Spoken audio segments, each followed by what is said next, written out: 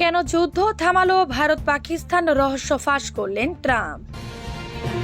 সর্বশেষ জীবিত মার্কিন ইসরায়েলি জিম্মিকে মুক্তি দিল হামাস। যুদ্ধবিরতির পর ভারত পাকিস্তানের সামরিক বাহিনীর মধ্যে প্রথম আলাপ। আপনি সেনাদের গাজায় যুদ্ধাপরাধ করতে পাঠাচ্ছেন, নেতানিয়াহুকে ইসরায়েলের সাবেক সেনা প্রধান। লড়াইটা ছিল সন্ত্রাসবাদীদের বিরুদ্ধে, পাকিস্তানি সেনাদের বিরুদ্ধে নয়, দাবি ভারতের।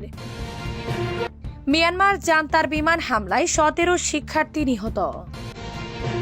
কেন যুদ্ধ থামালো ভারত পাকিস্তান রহস্য ফাঁস করলেন ট্রাম্প। ভারতের প্রধানমন্ত্রী নরেন্দ্র মোদী সোমবার রাতে জাতির উদ্দেশ্যে দেয়া ভাষণে ঠিক আগেই মুখ খুললেন মার্কিন প্রেসিডেন্ট ডোনাল্ড ট্রাম্প। আমেরিকার প্রেসিডেন্ট জানালেন তিনি দুই দেশকেই চাপ দিয়েছিলেন সংঘর্ষ বন্ধ করার জন্য, অন্যথায় ব্যবসার উপর প্রভাব পড়বে বলেও দুই দেশকে সতর্ক করে দিয়েছেন তিনি। দুপক্ষকেই তিনি চাপ দিয়েছিলেন সংঘর্ষ বন্ধ করতে হবে, নয়তো তাদের সঙ্গে কোনো ব্যবসা করা হবে না।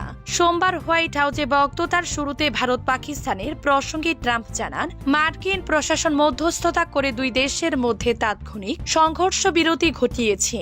এটি একটি স্থায়ী সংঘর্ষ বিরতি হবে বলেও আশাবাদী তিনি। মার্কিন প্রেসিডেন্ট বলেন, ভারত এবং পাকিস্তানের মধ্যে একটি ভয়ঙ্কর সংঘর্ষ বন্ধ করা গিয়েছে। দুই দেশেরই প্রচুর পরমাণু অস্ত্র রয়েছে।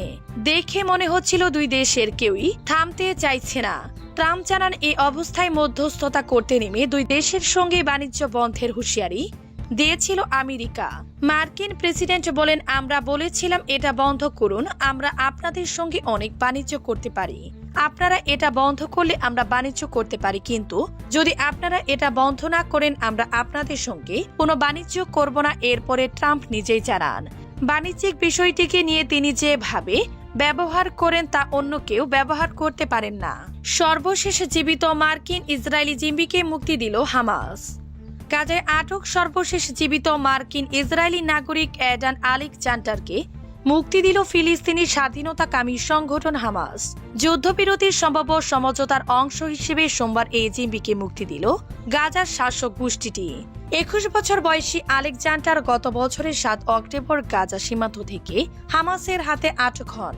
তিনি ইসরায়েলি সেনাবাহিনীর একটি অভিজাত ইউনিটে কর্মরত ছিলেন। হামাস জানিয়েছে এই সিদ্ধান্তটি মানবিক সহায়তা প্রবেশের সুবিধা করে দিবে এবং যুদ্ধবিরতির দিকে অগ্রসর হওয়ার পদক্ষেপ হিসেবে নেওয়া হয়েছে। মার্কিন প্রেসিডেন্ট ডোনাল্ড ট্রাম্পের মধ্যপ্রাচ্য সফরে ঠিক আগে এই পদক্ষেপ নিল হামাস। ট্রাম্প সামাজিক মাধ্যমে এই ঘটনাকে একটি সদিচ্ছা নিদর্শন ও ঐতিহাসিক অগ্রগতি বলে উল্লেখ করেছেন। জানা গেছে, আলেকজান্ডারের মুক্তির সময় ইসরায়েলকে তার সামরিক অভিযান সামরিকভাবে স্থগিত রাখতে বলা হয়। হামাসের দাবি অনুযায়ী গাজায় এখনো 59 জন জিম্মি রয়েছেন, যাদের মধ্যে প্রায় 24 জন জীবিত থাকতে পারেন। আলেকজান্ডার ছিলেন শেষ জীবিত মার্কিন নাগরিক। যুদ্ধবিরতির পর ভারত পাকিস্তানের সামরিক বাহিনীর মধ্যে প্রথম আলাপ। ভারত ও পাকিস্তানের মধ্যে যুদ্ধবিরতির পর প্রথমবারের মতো দুই দেশের সামরিক বাহিনীর মধ্যে আলাপ হয়েছে। আজ সোমবার সন্ধ্যায় ফোনে কথা বলেন দুই বাহিনীর অভিযান সংক্রান্ত বিভাগের প্রধানরা। এই সময় দুই পক্ষের মধ্যে যুদ্ধবিরতি নিয়ে আলাপ আলোচনা হয়। 22 এপ্রিল ভারত নিয়ন্ত্রিত কাশ্মীরে বন্দুকধারীদের হামলার পর সংঘাতে জড়ায় ভারত ও পাকিস্তান। টানা 4 দিন সংঘাতের পর শনিবার যুদ্ধবিরতিতে রাজি হয় দুই দেশ। এরপর ভারতের পররাষ্ট্র সচিব বিক্রম মিস্ত্রি জানান, সেদিন দুই বাহিনীর অভিযান সংক্রান্ত বিভাগের প্রধানরা যোগাযোগ করে যুদ্ধবিরতির বিষয়ে একমত হন। আজ আবার তারা ফোনালাপ করবেন বলেও জানিয়েছেন তিনি।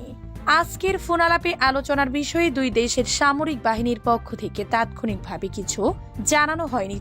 তবে সূত্রের বরাতে ভারতীয় সংবাদ মাধ্যম CNN নিউজ 18 জানিয়েছে, মূলত যুদ্ধবিরতি নিয়ে আলোচনা করেন দুই দেশের সামরিক নেতারা। তবে দুই দেশের নেয়া পাল্টাপাল্টি অন্য পদক্ষেপগুলো ব্যবহার করা হবে না বলেও জানিয়েছে সংবাদ মাধ্যমটি। আপনি সেনাদের গাজায় যুদ্ধাপরাধ করতে পাঠাচ্ছেন, জানিয়েছেন নেতানিয়াহুকে ইসরায়েলের সাবেক সেনা প্রধান। গাজায় ইসরায়েলি সামরিক অভিযানকে সরকারি যুদ্ধাপরাধ আখ্যা দিয়েছেন দেশটির সাবেক সেনা প্রধান মোশে ইয়ালুন। তিনি ইসরায়েলের প্রধানমন্ত্রী বেনিয়ামিন নেতানিয়াহু এবং সেনা প্রধান ইয়াল জামিবের তীব্র সমালোচনা করেছেন।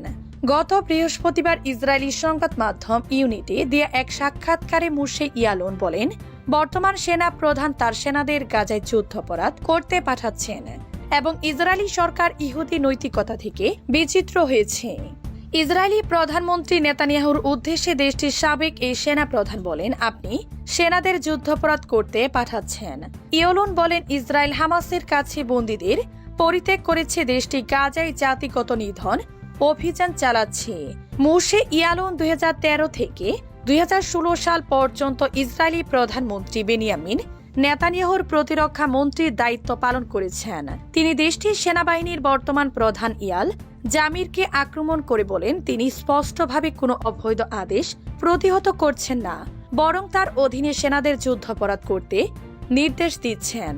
ইসরায়েলের কঠোর ডানপন্থী মন্ত্রী বেজালেস স্ট্রোমিচিচ ও ইতামার বেন গাভিরের গাজা পুরোপুরি দখল ও ফিলিস্তিনি জনগণকে সেখান থেকে সরিয়ে ইহুদি বসতি স্থাপনের পরিকল্পনার কথা উল্লেখ করে ইয়ালুন বলেন, জাতিগত নিধন, স্থানান্তর, নির্বাসন যাই বলেন না কেন, এটা যুদ্ধাপরাধ।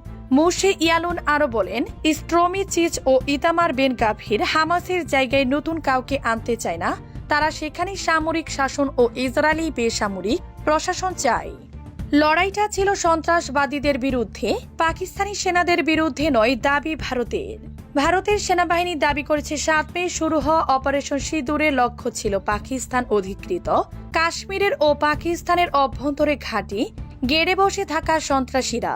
পাকিস্তানের সেনাবাহিনী ভারতের লক্ষ্য ছিল না, কিন্তু দেখা গেল সন্ত্রাসীদের হয়ে পাকিস্তানি বাহিনী দাঁড়িয়ে গেছে। তাদের হয়ে লড়াই শুরু করলো ভারতীয় সেনাবাহিনী, তখন তার জবাব দিয়েছে। ভারতের এয়ার অপারেশনসের মহাপরিচালক ডিজি এয়ার মার্শাল একে ভারতে আজ সোমবার দুপুরে এক সংবাদ সম্মেলনে এ দাবি করেন। তিনি অভিযোগ তুলে বলেন, ভারতীয় বাহিনী অত্যন্ত দক্ষতার সঙ্গে নিপুণভাবে শুধু সন্ত্রাসী ঘাঁটি লক্ষ্য করে আক্রমণ চালায়। বাহিনী এগিয়ে আসায় তারা আক্রমণের লক্ষ্য হয়ে দাঁড়ায়। তিনি বলেন, পাকিস্তানি সেনাবাহিনীর যা কিছু ক্ষতি হয়েছে তার জন্য তারাই দায়ী। এয়ার মার্শাল ভারতী দাবি করেন, পাকিস্তানি আক্রমণে ভারতের কোনো সেনাঘাঁটি ক্ষতিগ্রস্ত হয়নি। এই না হওয়ার মূল কৃতিত্ব ভারতের বহুস্তরীয় কার্যকর এয়ার ডিফেন্স ব্যবস্থা। পাকিস্তান যেসব ড্রোন মারফত আক্রমণ চালাতে চেয়েছে, ক্ষেপণাস্ত্র ছুড়েছে, এই বহুস্তরীয় ব্যবস্থায় কোথাও না কোথাও তা প্রতিহত করা হয়েছে। ভারতের নিজস্ব তৈরি আকাশ এয়ার ডিফেন্স ব্যবস্থার ভূয়সী প্রশংসা করে ভারতী দাবি করেন, এই ব্যবস্থা যে কতটা কার্যকর এই সংখ্যা তার প্রমাণ রেখেছে। ভারতের সব সামরিক ঘাঁটির সব প্রতিরক্ষা ব্যবস্থা অটুট রয়েছে, ভবিষ্যতে যে কোনো আক্রমণের মোকাবেলায় প্রস্তুত। মিয়ানমার জান্তার বিমান হামলায় 17 শিক্ষার্থী নিহত, জানিয়েছেন রিপোর্ট। মিয়ানমারের সামরিক জান্তা সোমবার একটি স্কুলে বিমান হামলা চালিয়ে অন্তত 17 শিক্ষার্থীকে হত্যা করেছে বলে দাবি করেছে দেশটির ছায়া সরকার। এ সময় আহত হয়েছে আরো 20 জন। সাগাইং অঞ্চলের দেপিন শহরে এই হামলার ঘটনা ঘটিয়েছে। শহরটি বিরোধীদের নিয়ন্ত্রণাধীন একটি সাম্প্রতিক ভয়াবহ ভূমিকম্পে ক্ষতিগ্রস্ত।